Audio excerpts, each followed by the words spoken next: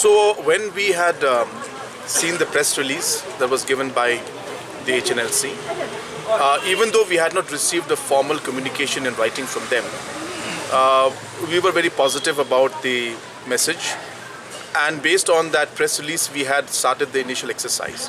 So we have already identified the people, and after that, of course, we received a formal communication from them. And just today, in fact, I was in office. I'm going to Delhi tomorrow.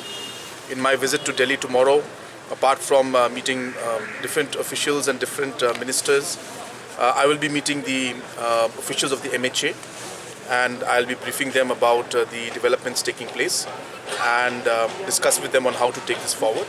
So we are at a very advanced stage now. We have already, as I said, shortlisted the names, and once we formally communicate and get a signal from MHA, Government of India, we will take the next step forward. So it'll be more clearer once I make my visit tomorrow to Delhi.